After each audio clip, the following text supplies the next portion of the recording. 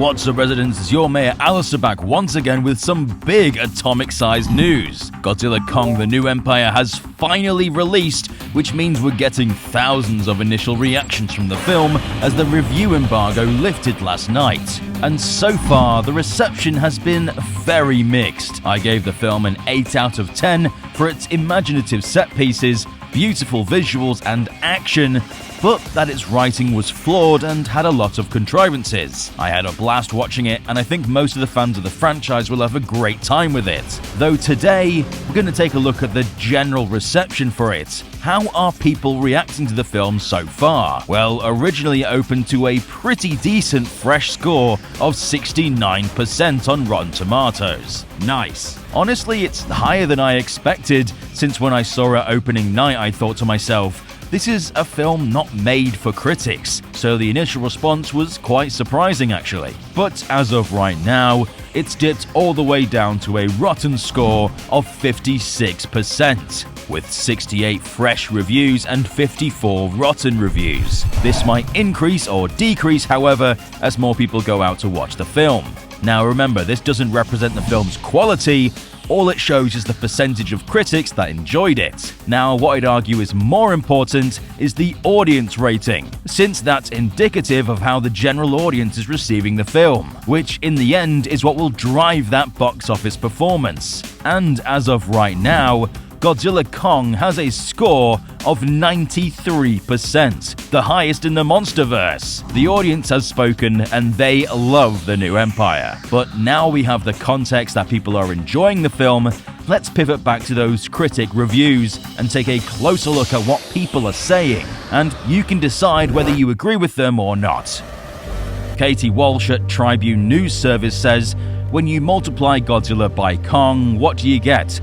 When Wingard's doing the math, it's an earnest, wacky, hectic ride that often feels like being thrashed around in an IMAX seat." And for some reason that's a rotten score, but I don't know about you, but that sounds like a positive review. It's wacky and hectic and it feels like you're being thrashed about. That's what you want. How is that not a good thing? There's actually quite a few of these where they kind of say good things, but it's still a rotten score, which just shows even more to ignore that critical rating. George Riviera Rubio from Quibo says, "One of the silliest, most incoherent movies I've seen this year, and I freaking loved it. 5 more like this, please." And yeah, this guy gets it. This sounds like the kind of guy who's, even though he's a critic, understands that these films are made for fun. And there's a lot of silly but imaginative visuals that really push this to another level. Odie Henderson from the Boston Globe, who's a top critic, says, "The problem with Godzilla Kong: The New Empire is the same as so many of these franchise-based films. They're all soulless special effects extravaganzas where CGI takes the place of character development, good writing, and emotional connection." So you look at reviews like this and just wonder, why did you go watch it? If you didn't want a special effects extravaganza, why are you going to watch a monster film? And I don't know about you, but in the film there is plenty of character development and emotional connection, but it's mainly towards Gia and, of course, Kong. But what it seems like is a lot of these critics don't really consider the monsters to be characters. They just can't really comprehend that just yet. Emma Wolf from Spooky Astronaut says, "Not my favorite, but I didn't dislike it."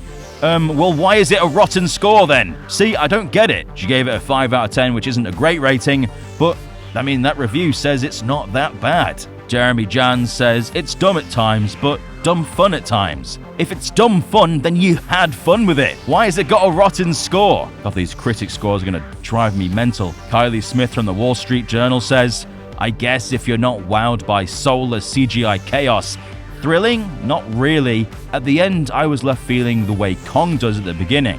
Tired and bored." Once again, what constitutes towards being soulless? Because I assure you the people that worked on this film are extremely passionate about what they're creating. It's made by fans for fans at the end of the day, and there is plenty of heart at the core, with themes of oppression and slavery, as well as what it feels like to be taken from your culture. I don't know about you, but that doesn't feel soulless to me. Charles Pulliam Moore from The Verge says, "Godzilla Kong: The New Empire, pronounced Godzilla Kong, like a first and last name, features enough crowd-pleasing fights to satisfy theatergoers, but those hoping for the film to establish a way for the franchise to keep evolving may be disappointed. And I don't know about you, but in my opinion, the new Empire still feels vastly different from Godzilla vs. Kong. In my opinion, it has evolved the genre pretty significantly. We've never really had a film where the monsters have been as focused as this, but it seems a lot of people are just kind of ignoring the actual qualities of it. Dylan Roth from The Observer says, "This is a monster movie for monster movie fans, and not more. But hardly 10 minutes goes by without monster action. Good. We want an action-packed movie." But yeah, I'm glad they gave it a fresh score. Thank you, Observer.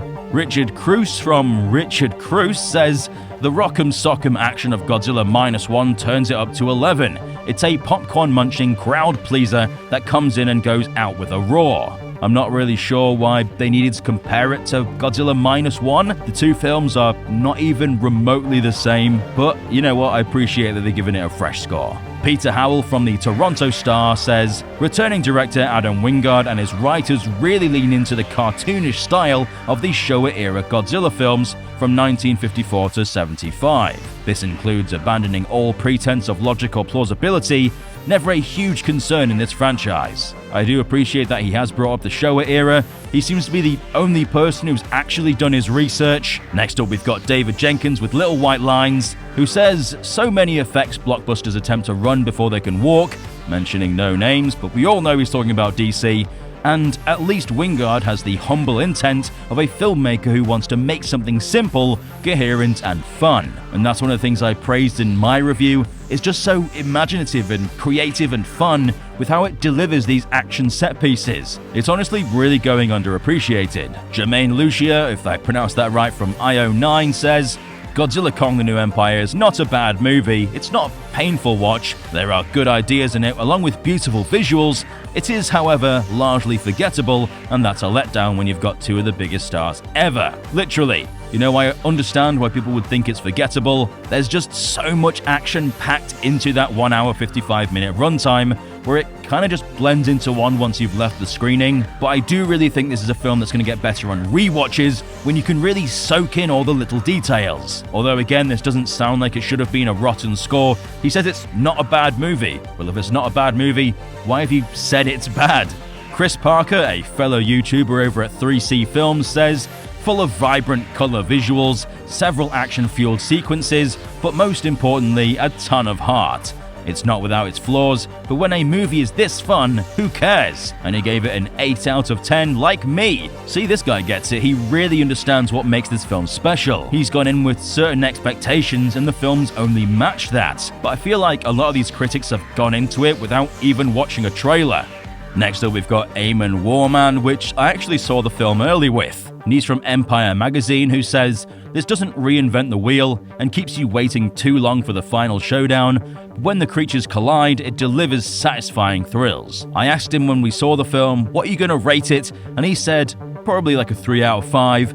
So I'm actually pretty happy that he stuck to his guns and not buckled under the pressure of other critics' low reviews. Next up, we've got what I think is the harshest and most ridiculous review of them all. Alex Bentley from Culture Map says, "Godzilla Kong the New Empire is an abomination, a film that contains close to zero charm, humor, or any other kind of emotion.